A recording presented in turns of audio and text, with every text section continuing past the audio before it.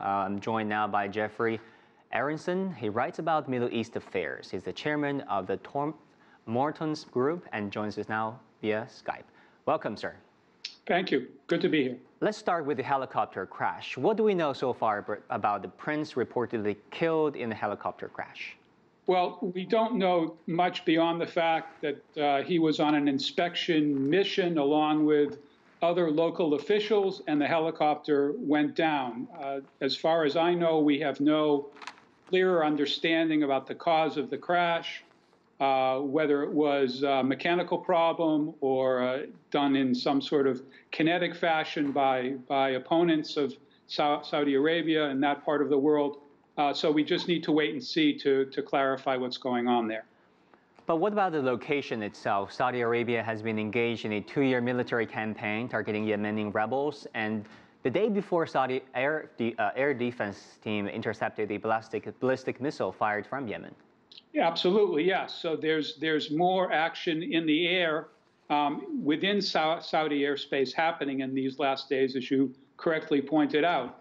However, the connection between that and the helicopter crash, as far as I understand it, we don't know enough yet to make any specific connection. Well, let's turn to the corruption probe. What's your take on the timing and scope of this investigation?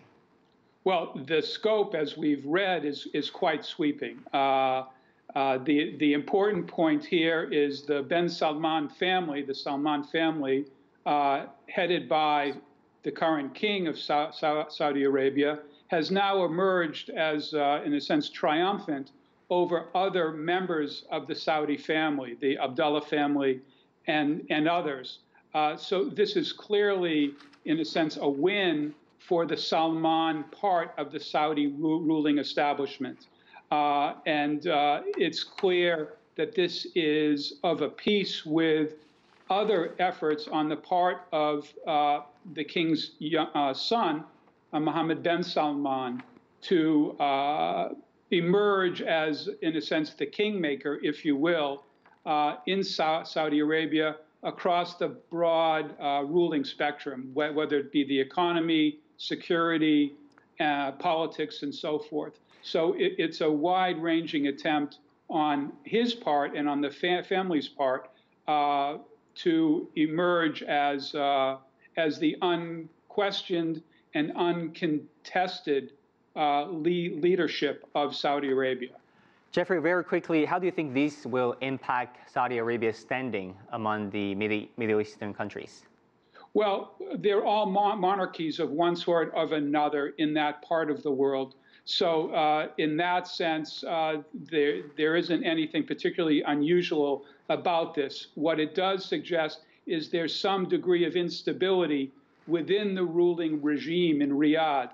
And no country, especially those bordering Saudi Arabia, likes instability. And as long as there's uncertainty there about the prospects of this, we'll just have to wait and see as how the chips fall. Geoffrey Aronson, thank you so much. My pleasure.